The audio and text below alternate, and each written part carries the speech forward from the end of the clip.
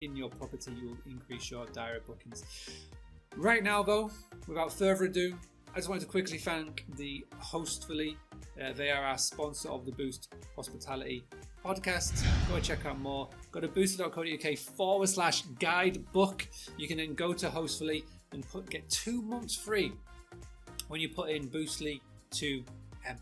Without further ado, let's jump in and get on with the show. What is the one big tip that you would pass on to a hospitality owner when it's about getting more direct bookings? Simple. It's, display credibility and confidence. If you haven't got that, then your conversion rates are just far too low. So credibility and confidence. So the only way really now is by giving all of your details to a third-party verification system and saying, check me out, and then show me a verification. How can you increase direct bookings by showcasing trust and confidence? So as we sort of mentioned it then, and I think a big problem at the moment, if anybody would be looking in the news articles over the past month to 6 weeks, Airbnb has been in the news a lot about rental fraud, and it can work both ways, the guest and the host.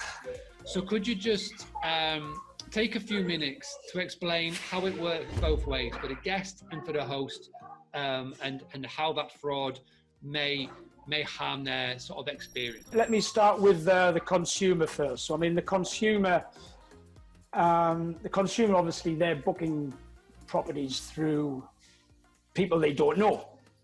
So whether it's from a booking platform or direct. So let's talk about direct. When you're booking somewhere that you don't know, that's when the problem can come, because you're paying in advance for a property that you don't know exists. So that's where the consumer can be affected, because they just don't know if the property is going to be there when they arrive. What they've done is they've created their own new fake listing, which they will then throw onto somebody else's platform and start renting it out as a fraudulent listing.